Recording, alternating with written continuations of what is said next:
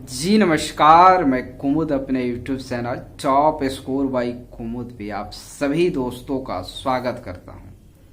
आज का वीडियो काफ़ी इंटरेस्टिंग है क्योंकि आज के वीडियो में बिहार दरोगा से जुड़े हुए केस के जिस अपडेट की मैं चर्चा करने जा रहा हूं उस अपडेट के बारे में मुझे पहले से जानकारी नहीं थी और संभवतः आपको भी जानकारी नहीं होगी, लेकिन अब ये अपडेट पटना हाईकोर्ट के वेबसाइट पे दिख रहा है, पब्लिक डोमेन में है, आप और हम कोई भी इसे देख सकता है। तो इस पे चर्चा आवश्यक है और आज के इस वीडियो में हम इसी अपडेट की चर्चा करने जा रहे हैं।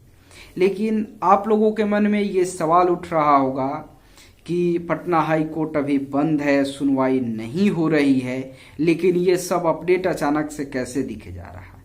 तो इसका रीजन ये है कि पटना हाई कोर्ट के वेबसाइट को हैंडल करने वाली जो टीम है, जो टेक्निकल टीम है, वो अभी वर्क कर रही है। उन लोगों की छुट्टी अभी नहीं है, जजेज की छुट्टी है और उन लोगों की छुट्टी लंबी होती है। वे लोग 3 तारीख से ड्यूटी पे लौटेंगे और 3 तारीख से ही सुनवाई प्रारंभ होगी और 3 को तो अपना केस भी लगा हुआ है। अभी ये टीम काम कर रही, इसीलिए ये अपडेट आपको दिख जा रहा है। और आज ऐसा क्या अपडेट आया है जिसका जानकारी आपको और मुझे पहले से नहीं थी, उसको देखने के लिए, समझने के लिए हम लोग पटना हाई कोर्ट के वेबसाइट को विजिट करते हैं और वहाँ समझते हैं कि आखिर ऐसा कौन सा अपडेट आया है। अभी मैं पटना हाई कोर्ट के वेबसाइट को विजिट कर चुका हूँ। आपके सामने स्क्रीन पर CWJC 11/239/2021 का डाटा दिख रहा है। यह केस बिहार दरोगा से जुड़े हुए मेडिकल से संबंधित केस है। Akhilesh Kumar versus state of Bihar का केस है। इस केस की मैं यहाँ चर्चा क्यों कर रहा हूँ और इसके किस अपडेट की मैं चर्चा कर रहा हूँ, आगे हम लोग देखते हैं। इस केस के आइए डिटेल में आप यहाँ देख सकते हैं स्क्रीन पर। आइए डिटेल के रूप में 29 दिसंबर के डेट में इंटरवेनर पिटीशन फाइल किया गया है मुरली मनोहर के बिहाफ में। और इस इंटरवेनर पिटीशन के जो एडवोकेट हैं, यहाँ आपके सामने स्क्रीन पर मैं दिखा दूँ, राधा मोहन पांडे हैं। आपको ये देख करके अजीब लग रहा होगा कि मेडिकल वाले केस में इंटरवेनर की क्या आवश्यकता और इंटरवेंशन कैसे फाइल हो गया, क्योंकि इसके बारे में मुझे भी पहले से जानकारी नहीं थी और संभवतः आपको भी नहीं होगी।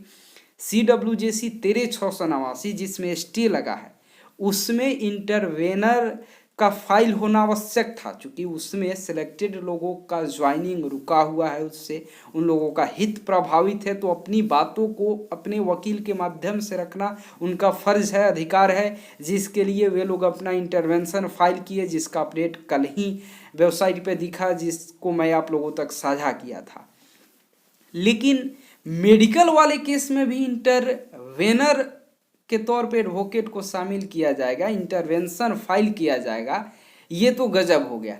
इसके बारे में एटलीस्ट मुझे तो जानकारी नहीं थी। हालांकि अभी जो मैं आप लोगों को जानकारी दे रहा हूँ, यहाँ ये चीज़ क्लियर नहीं है, ये पिक्चर साफ नहीं है कि ये इंटरवेनर का क्राइटेरिया क्या है। यानी ये केस करने वालों के पक्ष में इंटरवेन किए हैं या उनके विपक्ष में किए हैं, पेटिशनर के तरफ से इंटरवेंशन हुआ है या फिर रेस्पोंडेंट के रूप में इंटरवेंशन हुआ है, ये भी पिक्चर जैसे ही वेबसाइट पूरी तरीके से अपडेट होगा आपको, हमको, सभी लोगों को देखने को मिलेगा। लेकिन यहाँ भी ये चीज़ नहीं दिख पा रहा है कि यह जो इंटरवेंशन का वकालतनामा फाइल किया गया, यह अपील करने वाले पेटिशनर लोगों के बिहाफ में है या फिर रेस्पोंडेंट के बिहाफ में। ये केस भी PB बैजंत्री के बेंच में लिस्टेड है और ये केस CWJC 13/689 केस से पहले सुनवाई के लिए 21 दिसंबर को ही लिस्टेड किया गया था। लेकिन PB बैजंत्री साहब छुट्टी पे चले गए तो 2-3 डेट कैरी फॉरवर्ड हो गया। तो मैं समझता हूँ 3 तारीख को जब इस केस की सुनवाई होगी, हालांकि 3 को अपने केस की सुनवाई है, लेकिन मैं समझता हूं कि 2-3 डेट इस केस का कैरी फॉरवर्ड हुआ है तो हो सकता है कि इस केस को अपने केस से पहले प्राथमिकता के आधार पे इसको सुनवाई के लिए रखा जाए, क्योंकि 2-3 दिन पहले से कैरी फॉरवर्ड हो रहा है। बहरहाल जब भी इस केस की सुनवाई होती है तो काफ़ी कुछ देखने को मिलेगा, लेकिन ये अपडेट था कि इस केस में इंटरवेंशन का फाइल होना मतलब कुछ अजीब लग रहा है मुझे। और ये यदि पिटिशनर के बिहाफ में किया गया होगा, अपीलेंट के बिहाफ में किया गया होगा तो ये तो अच्छी बात है, लेकिन बीपीएसएससी ने मेडिकल से जुड़े हुए अभ्यर्थियों का एडमिट कार्ड जारी किया, फिर उसे कैंसिल किया, वे लोग हाई कोर्ट में गए। इस केस में उन लोगों के अगेंस्ट में मुझे तो नहीं लग रहा है कि ऐसा कोई इंटरवेंशन फाइल कर सकता है, लेकिन इस केस में कौन लोग इंटरवेंशन फाइल किए होंगे इसके बारे में वेबसाइट पे जैसे ही अपडेट होगा हमको आपको सभी को जानकारी चलेगा, और ऐसे मेडिकल से जुड़े हुए अभ्यर्थियों को विशेष जानकारी होगा कि आखिर ये इंटरवेंशन का जो क्राइटेरिया है क्या कुछ है।